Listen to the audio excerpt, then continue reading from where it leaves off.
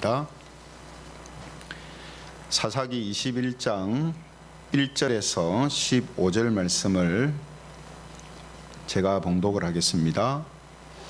찾아놓으신 줄 알고 1절부터 봉독을 합니다.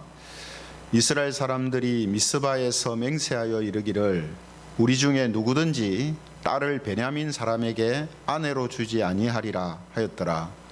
백성이 베델에 이르러 거기서 저녁까지 하나님 앞에 앉아서 큰 소리로 울며 이르되 이스라엘의 하나님 여호와여 어찌하여 이스라엘에 이런 일이 생겨서 오늘 이스라엘 중에 한 지파가 없어지게 하시나이까 하더니 이튿날에 백성이 일찍이 일어나 거기에 한 제단을 쌓고 번제와 화목제를 드렸더라. 이스라엘 자손이 이르되 이스라엘 온 지파 중에 총회와 함께하여 여호와 앞에 올라오지 아니한 자가 누구냐 하니 이는 그들이 크게 맹세하기를 미스바에 와서 여호와 앞에 이르지 아니하는 자는 반드시 죽일 것이라 하였습니다. 이스라엘 자손이 그들의 형제 베냐민을 위하여 뉘우쳐 이르되 오늘 이스라엘 중에 한 지파가 끊어졌도다. 그 남은 자들에게 우리가 어떻게 하면 아내를 얻게 하리요? 우리가 전에 여호와로 맹세하여 우리의 딸을 그들의 아내로 주지 아니하리라 하였도다. 또 이르되 이스라엘 지파 중 미스바에 올라와서 여호와께 이르지 아니한 자가 누구냐 하고 본즉 야베스 길르앗에서는 한 사람도 진영에 이르러 총회에 참여하지 아니하였으니 백성을 계수할 때에 야베스 길르앗 주민이 하나도 거기 없음을 보았습니다. 회중이 큰 용사 12,000명을 그리로 보내며 그들에게 명령하여 이르되 가서 야베스 길르앗 주민과 부녀와 어린 아이를 칼날로 치라. 너희가 행할 일은 모든 남자 및 남자와 잔여자를 진멸하여 바칠 것이니라 하였더라. 그들이 야베스 길르앗 주민 중에서 젊은 처녀 400명을 얻었으니 이는 아직 남자와 동침한 일이 없어 남자를 알지 못하는 자라. 그들을 실로 진영으로 데려오니 이곳은 가나안 땅이더라. 온 회중이 림몬 바위에 있는 베냐민 자손에게 사람을 보내어 평화를 공포하게 하였더니 그때 베냐민이 돌아온지라. 이에 이스라엘 사람이 야베스 길르앗 여자들 중에서 살려둔 여자들을 그들에게 주었으나 아직도 부족하므로 같이 읽겠습니다. 백성들이 베냐민을 위하여 뉘우쳤으니 이는 여호와께서 이스라엘 지파들 중에 한 지파가 빠지게 하셨음이었더라. 아멘. 오늘은 반드시 물어야 할 것이라는 제목을 가지고 하나님 말씀을 함께 나누겠습니다. 그동안 약 2달 동안 우리가 큐티하고 설교를 했던 이 사사기 성경의 마지막 장에 이제 도착을 했는데요. 사사기 성경의 마지막 장 마지막 구절을 보면 사사시대를 한마디로 이렇게 표현을 하고 있습니다. 사사기 21장 25절 마지막 절을 보면 그때 이스라엘에 왕이 없으므로 사람이 각기 자기의 소견에 옳은 대로 행하였더라. 이렇게 말씀하고 있습니다. 이것을 풀어서 말하면 하나님을 진정으로 믿지 않았기 때문에 각자 자기 보기에 좋은 대로 살았다. 이런 이제 의미가 되는 것이죠. 성도 여러분, 우리가 하나님을 아예 믿지 않거나 혹은 하나님을 진정으로 믿지 않으면은 하나님의 뜻과 말씀보다 자기 뜻과 자기 생각대로 살 수밖에 없습니다. 그래서 우리는 이 사사시대 사람들처럼 자기 보기에 좋은 대로 살아서는 안 되죠. 그렇죠? 그러려면 어떻게 해야 합니까? 하나님을 진정으로 믿는 그런 삶이어야 한다는 거죠. 그렇다면 자기 보기에 좋은 대로 살지 않고 하나님 보시기에 좋은 대로 살려면 어떻게 해야 하는가? 오늘 본문을 통해서 함께 살펴보겠습니다. 먼저 사사기 마지막 장의 배경을 좀 알고 이 말씀을 봐야 되는데요. 어떤 일이 있었냐면 이 베냐민 지파 사람들이 레위인의 첩을 성폭행하고 죽이는 일이 발생을 합니다. 그래서 이 일로 인해서 이스라엘 연합군이 결성되고 이런 잘못을 하는 베냐민 지파 자손들과 전쟁이 이제 벌어지게 되거든요. 그런데 세 번의 전투 끝에 이스라엘 연합군이 간신히 승리를 하게 됩니다. 하지만 이스라엘 자손들이 이 전쟁을 통해서 너무 과도하게 분노하고 또 잔인하게 살해함으로 인하여서 지금 잘못한 형제 지파를 징계하고 징벌하는 차원이 아니고 완전히 없애버리려고 하는 이런 일이 이제 일어나게 된 것이죠. 그래서 여러분, 우리가 이 사사기서의 마지막 내용들을 보면서 우리가 이제 속지 말아야 할 것은 뭐냐 하면, 여호와 하나님이라는 말이 자주 나오고 뭔가 신앙적인 의식들을 행하고 말끝마다 여호와 여호와 그렇게 한다고 지금 이 사람들이 바른 신앙을 갖고 있다고 생각해서는 안 됩니다. 왜냐하면 서두에 제가 말씀드렸죠. 사사시대의 정의, 사사시대의 이스라엘 자손들에 대한 평가는 뭐냐 하면 하나님을 믿지 않고 자기 마음대로 살았다 이겁니다. 그래서 그 사람들이 오늘 본문에도 보면 여호와, 말끝마다 여호와 여호와 여호와, 거기다가 막 번제 뭐 화목제 이런 것까지 다 드리는데 하는 행동들은 전부 다 비신앙적이고 전부 다 자기 마음대로 하는 겁니다. 그래서 우리가 속지 말아야 돼요. 그래서 우리가 이 사사시대 사람들만 보고 속지 않아야 되지만 또 지금 이 시대를 보는 눈도 우리가 속지 말아야 됩니다. 여호와 여호와 하나님 하나님 말하고 뭐 하나님이 제일이다, 뭐 하나님을 위해서 한다, 막 그렇게 한다고 그걸 무조건 다 바른 거라고 생각해서는 곤란하다는 거죠. 물론 무조건 의심하는 마음을 가지는 것도 바람직하지는 못합니다만 우리가 항상 이런 부분들을 잘 보고 판단을 해야 된다는 거죠. 그래서 지금 이스라엘 자손들은요, 자기 형제 지파의 잘못을 징계하고 징벌하는 차원을 넘어서서 완전히 한 지파를 그냥 없애버리려고 하는 이런 행동을 하게 됩니다. 여러분, 하나님께서 이스라엘 백성들을 가나안 땅에 드릴 때에 하나님이 무슨 명령을 하셨어요? 가나안 땅의 사람들은 이미 너무 그 제약이 극에 달았고 하나님께서 택한 백성들이 아니기 때문에 그들을 더 이상 놓아두면 주변의 많은 나라와 사람들을 힘들게 하고 큰 어려움들을 가중시키기 때문에 가나안 자손들을, 이스라엘 백성들을 통해서 심판을 하라고 하십니다. 그러시면서 말씀하신 게 무엇이었습니까? 그들을 진멸하라는 거예요. 그들을 모두 멸절하고 죽이라는 거예요. 근데 이스라엘 자손들은 그렇게 하지 못했어요. 근데 지금 어떻게 합니까? 그렇게 하지 못한 이유가 어디 있냐면 자기들보다 힘이 셌거든요. 가나안 자손들이 자기들보다 싸움도 잘하고 무기도 좋고 힘도 세고 덩치도 크고 하니까 그런 데 있는 사람들은 아예 쫓아내지도 못했어요. 근데 지금 자기 형제 지파인데 마치 가나안 자손들을 대하듯이 막 멸절시키고 진멸하려고 지금 하는 거예요. 왜 그럴까요? 힘이 약한 지파니까. 예? 그러니까 여러분, 이런 지금 모습 자체도 지금 세상의 힘의 논리가 지금 이스라엘 자손들을 지배하고 있다는 것을 알게 되죠. 그래서 여러분, 이스라엘 자손들이 뒤늦게 이게 이러면 안 되겠다라는 것을 깨달았어요. 그런데 이미 뭡니까? 베냐민 지파 사람들은 자기가 아이들부터 뭐 노소 상관없이 다 죽이고 베냐민 지파에 속한 성읍들마다 찾아가서 전부 불 다 지르고, 이거는 여러분 완전 만행이죠. 만행. 이거는 그것도 자기 형제들입니다. 형제 친척들이에요. 친척들. 그런데 이미 자기들이 너무 이게 과도하겠다라는 것을 알았을 때는 베냐민 지파의 사람들 대부분이 다 죽고 군인만 600명이 도망가서 지금 남아있는 상태입니다. 그러니까 한 지파가 뭐 작게는 수만 명 이상이 됐을 건데 다 죽이고 600명만 달랑 남았어요.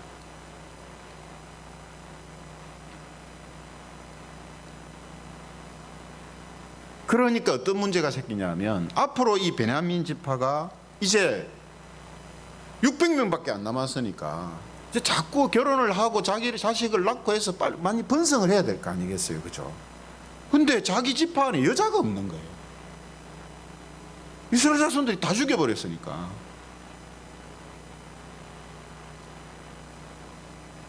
그런데 여기에서 오늘 본문에서 가장 많이 반복되어 나오는 것이 이 맹세라는 내용이 자주 나오거든요. 이 맹세가 뭐 때문에 자꾸 나오냐면 이 이스라엘 자손들이 베냐민 지파와 전쟁을 하기 전에 두 가지 맹세를 했다고 합니다. 첫 번째 맹세는 뭐냐면 우리 딸을 저 악한 베냐민 자손의 아내로 주지 않겠다라고 맹세를 했대요. 자기들끼리. 아마도 베냐민 사람들을 협박하기 위해서 이런 말을 한 것 같습니다.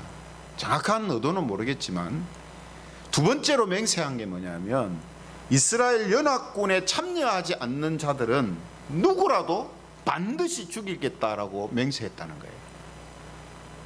이것도 전쟁에 적극적으로 참여하라는 의미에서 그렇게 했겠죠, 그죠?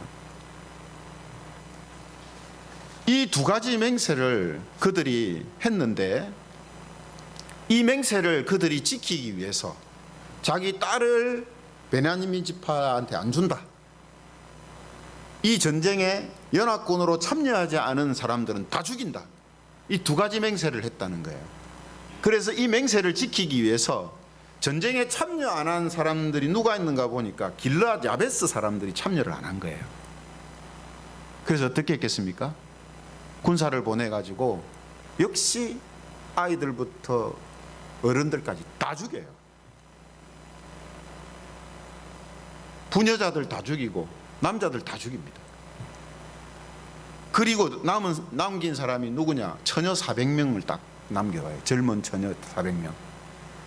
그 젊은 처녀 400명을 길르앗 야베스 처녀들을 이제 베냐민 지파에 남아있는 600명한테 보내면서 평화를 공포합니다. 자, 이제 우리 잘 지내자 앞으로. 예. 이 여인들과 결혼하고 아이를 낳고 지파를 다시 번성해서 예? 잘 살자. 이제 이렇게 하고 평화를 공포를 한 것이죠. 그런데 여러분, 오늘 이제 본문의 내용이 방금 제가 설명드린 그 내용이에요.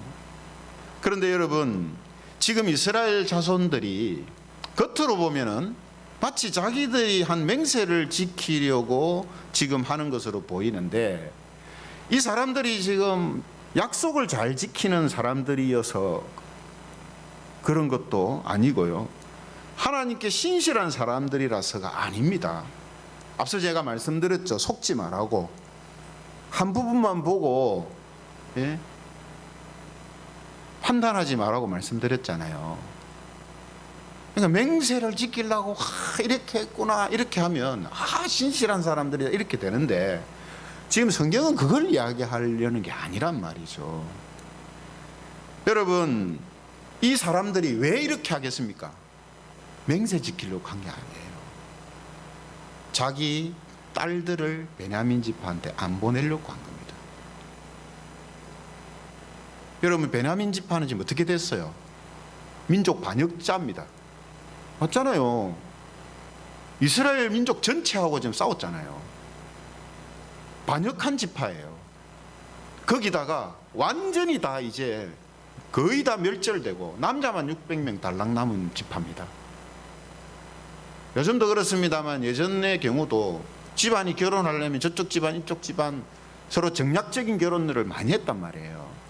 그런데 아무것도 없는 데다가 민족 반역자라고 낙인 찍힌 그 지파한테 딸들을 보낼 사람이 누가 있겠습니까? 그래서 맹세라는 것을 이게 슬그머니 꺼낸 거예요. 그들이 고안한 이 방법이 베냐민 지파와 전쟁을 하기 전에 자기들이 했었던 두 가지 맹세를 지키자 이렇게 한 거예요. 그렇게 하면 자기 딸들을 안 보내도 되거든요. 여러분, 만일에요 정말로 베냐민 지파가 사라지는 것을 걱정을 했다면 맹세를 지키는 것이 중요한 것이 아니고 오히려 자기들이 너무 과도하게 잘못했다라는 것을 깨달았다면 자기 딸들을 내줘야 돼요. 맞잖아요. 자기 딸들을 보내서 그 지파가 일어나도록 하는 것이 진정으로 자기들이 한 잘못에 대한 회개를 하는 모습이죠. 그런데 그렇게 안 한단 말이에요. 뿐만 아니라 베냐민 지파를 너무 과도하게 징벌해서 한 지파가 멸절하는 것을 막기 위해서라는 이 명분을 가지고 무슨 짓을 하고 있습니까? 지금 또 똑같은 짓을 또 하고 있어요. 베냐민 지파를 사라지지 않게 해야 되겠다라고 명분을 내세우면서 길라 야베스 사람들을 베냐민 지파한테 하는 것처럼 똑같이 다 죽여버리는 거예요. 이제 여러분 지금 오늘 이 사건의 진 면목을 알겠죠? 전혀 지금 이스라엘 자손들은 바른 신앙, 바른 모습을 지금 보이지 않고 있습니다. 그래서 서두에 말씀드린 것처럼 오늘 본문에 보면요, 곳곳에 여호와 여호와 여호와 합니다. 심지어는 3절에 보면요, 2절에 보면요, 하나님 앞에 앉아서 큰 소리로 통곡도 합니다. 3절에 보면 참 기가 막힌 일이지만 하나님한테 탓을 하고 있어요.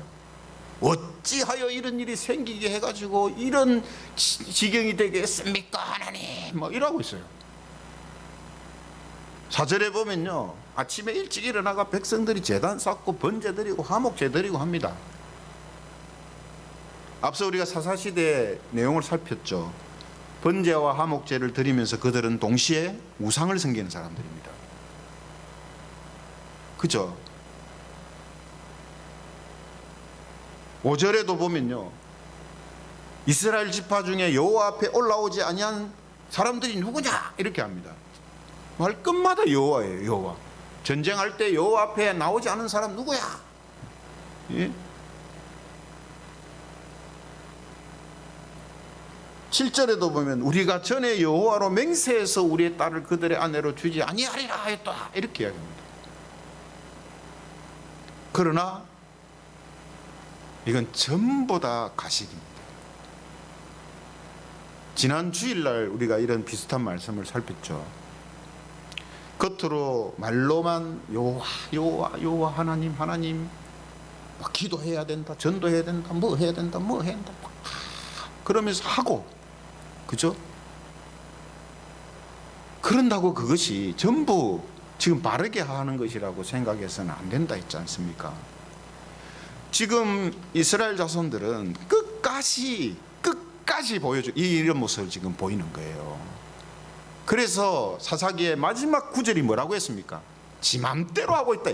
결론은 속지 말라는 거예요. 여호와 여호와 한다고 속지 말고, 뭐 제사 드리고 뭐 언약 뭐 저기 뭡니까 번제 드리고 한다고 속지 말라는 거예요. 그들은 자기들 마음대로 지금 하고 있는 거라 이 말이죠. 그러므로 오늘 본문 15절에 뭐라고 합니까? 15절에 보면 백성들이 베냐민을 위하여 뉘우쳤으니 이는 여호와께서 이스라엘 지파들 중에 한 지파가 빠지게 하셨음이었더라. 이 구절만 딱 보고 생각을 안 하고 딱 보면요, 베냐민 지파들이 회개했는가 봐 이렇게 생각을 합니다. 아닙니다. 여러분, 이 구절을 그렇게 보면 안 됩니다. 여러분, 지금 이스라엘 자손들이 뉘우쳤다는 말은요, 회개했다는 말이 아니라 후회했다는 말이에요. 자기들이 하고 나서 보니까 자기들이 한 짓이 너무 심했단 말이에요. 그죠? 후회는 그냥, 후회와 회개는 다릅니다. 여러분, 후회는 내가 한 일에 대해서 나한테 뭔가 손해가 오는 일들이 있기 때문에 후회하는 거지. 그죠? 회개는 뭡니까? 정말로 자기가 그 일에 대하여서 책임감을 가지고 그 일을 책임지는 거예요. 그러나 지금 책임집니까? 전혀 안 집니다. 자기 딸들 안 보내요. 또 살해해서라도 다른 사람들 보냅니다. 지금 이렇다는 말이죠, 상황이. 하나님께서 그들이 잔혹한 살해를 하는 것을 막지 않고 베냐민 지파가 멸절되는 상황 직전까지 놓아두심을 통해서 자기들이 한 일을 후회를 하고 있는 거예요. 아마 여러분, 하나님이요, 이렇게 600명이 남도록까지 가만히 안 놓아두시고 그냥 전쟁에서 이기는 것으로 마무리를 하시거나 이렇게 하셨다면 자기들이 한 잘못을 이 사람들은 알지를 못했을 거예요. 그러나 하나님께서 딱 그대로 놓아두신 거예요. 그래서 그 600명은 이 사람들이 남겨둔 게 아니고 하나님이 지키신 거예요. 그때 돼서야 이 사람들이 잘못한 것을 알았다, 이런 의미가 15절의 말씀입니다. 여기서 여러분 중요한 사실이 뭐냐면, 그들은 지금 이 전쟁의 시작부터 그 전쟁을 마무리하고 있는 모든 결정들을 한 번도 하나님께 묻지 않습니다. 한 번도 안 묻는다는 말은 무슨 말이냐면, 그거를 결정하기 전에 결정권을 하나님한테 안 줘요. 전부 다 자기들이 결정 다 합니다. 여러분, 형제 지파끼리, 친척끼리 지금 전쟁을 해요. 이게 심각한 일 아닙니까? 그죠? 진짜 심각한 일이죠. 그럼 누구한테 제일 먼저 물어봐야 됩니까? 하나님한테 물어봐야 되죠. 하나님, 베냐민 지파에서 저런 엄청난 잘못이 제가 일어났습니다. 그래서 우리가 저 자들을 징계해야 됩니까? 아니면 그들을 어떻게 해야 됩니까? 이렇게 돼야 돼요. 하나님한테 안 묻습니다. 무조건 연합군 모여 저 지파 응징해, 이렇게 나갑니다. 그러면서 하는 말이, 하나님 도와주세요. 저들을 징계하려고 하는데 힘주세요, 도와주세요, 이기게 해주세요. 어떻게 하면 이길 수 있습니까? 그거예요. 그 뒤에 모든 일도 마찬가지입니다. 여러분, 오늘 본문만 딱 봐도 그렇죠. 자기들의 잘못으로 지금 베냐민 지파가 600명밖에 안 남았어요. 그럼 뭐 어떻게 해야 됩니까? 하나님, 우리들이 잘못했고 회개합니다. 이 상황을 어떻게 하면 좋겠습니까? 이 상황을 어떻게 하면 좋겠어요? 우리의 잘못이니 우리가 책임을 지고 우리의 딸을 보낼까요? 이런 게 돼야 되잖아요. 전혀 그런 거 없습니다. 딸은 안 보내고 다른 지파 죽여서 거기 있는 처녀들 보내자, 이렇게 결정해 놓고 하나님 도와주세요, 이렇게 하고 있단 말이에요. 하나님 회개하오니, 이렇게 하고 있단 말이에요.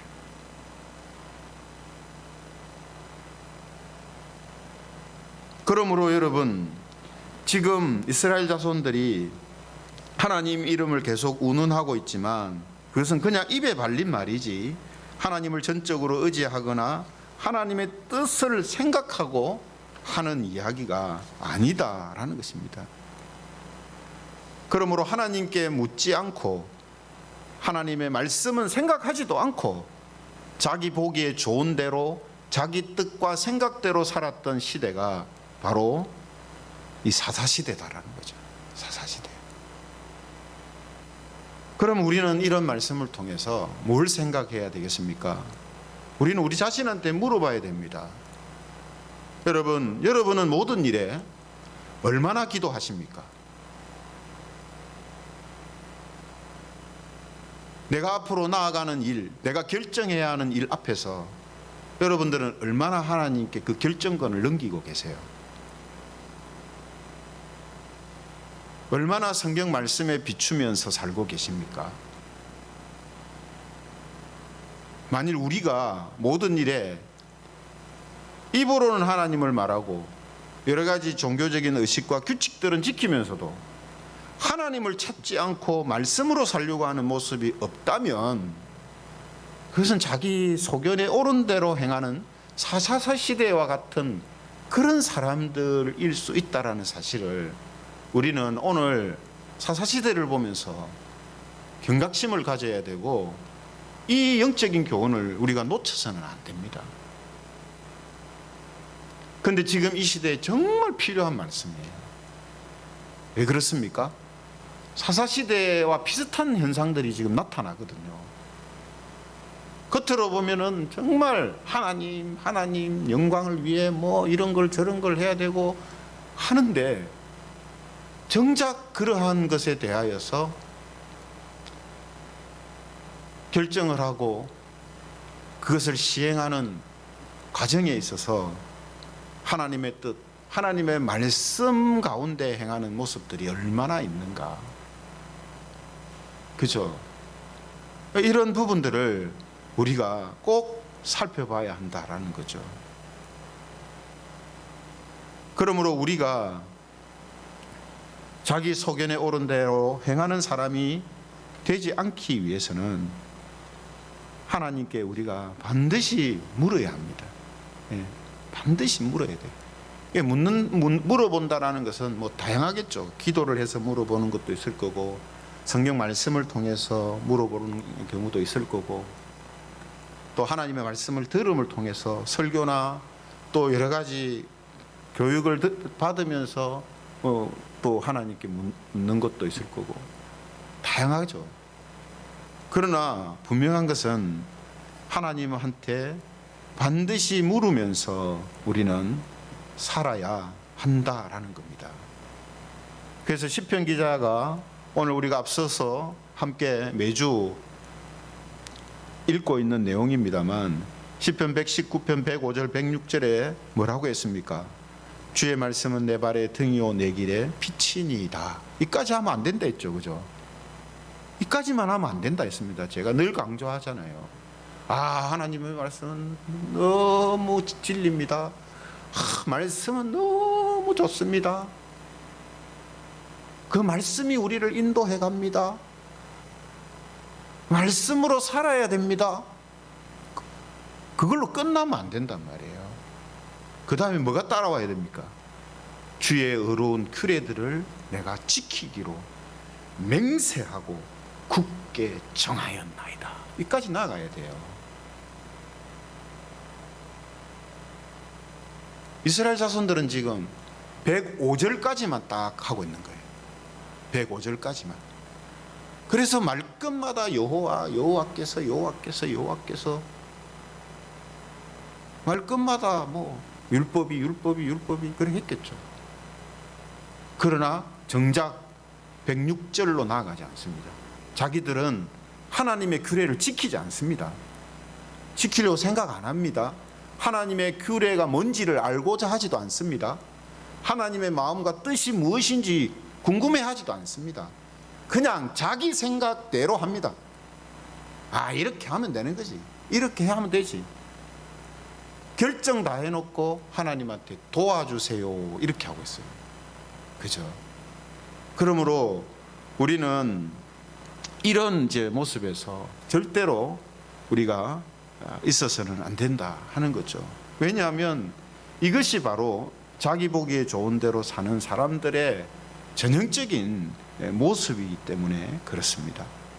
그러므로 내 생각과 내 뜻보다 내가 어떻게 말하고 행동하고 선택하는 것이 하나님 보실 때 좋은 것인가, 이것을 기도하고 자기 뜻과 생각보다 말씀에 순종하는 마음과 태도로 행하는 것이 자기 보기에 좋은 대로 살지 않는 것이다 말이죠. 이것이. 그래서 우리가 추석 명절을 맞아서 우리가 흩어져 있던 가족들을 만나고 또 친지들을 만날 때도 마찬가지입니다. 관계가 많지 않기 때문에 관계에 어려움이 생길 수가 있습니다. 그럴 때 어떻게 해야 됩니까? 내 생각대로 하기 전에 어떻게 말하고 어떻게 행동하는 것이 하나님 보실 때에 좋은 것인가, 바른 것인가, 이것이 먼저 작동돼야 된단 말이죠. 그렇죠? 그래서 오늘 이 말씀을 통해서 다시 한번 저와 여러분들이 이 부분을 깨닫고 우리의 모든 생활이 우리의 생각과 뜻보다 더욱 선하고 온전하신 하나님의 뜻이 이루어지는 삶을 더 많이 풍성하게 살아가는 사랑하는 모든 성도님들이 되시기를 주님의 이름으로 축원합니다. 말씀을 생각하시면서 우리 같이 이 찬양 드리면 좋겠습니다. 지난번에 우리 한번 불렀던 찬양인데요, 행복이라는 찬양입니다. 행복. 그래서 우리의 삶이 겉으로 볼 때 화려하고 또 대단해 보이지 않아도 우리가 정말 하나님을 믿고 그분의 뜻을 따라 나아가는 이런 모습을 우리가 가지고 있다면, 하나님의 자녀의 모습으로 살아가고 있다면 이것이 바로 행복이다 하는 것입니다. 그래서 우리가 명절이 되면 또 비교되는 일들이 많잖아요. 그죠? 그럴 때 세상의 것으로 비교해서 상처받지 마시고, 또 비교하는 것에 상처받지 마시고, 화려하지 않아도 정결하게 사는 삶, 하나님의 자녀로 내가 살아가는 삶, 이 삶이 행복이다 이렇게 생각하시면서, 이게 이제 하나님 뜻으로 사는 거거든요. 그죠? 이게 실제입니다. 이게 실제예요. 그래서 이런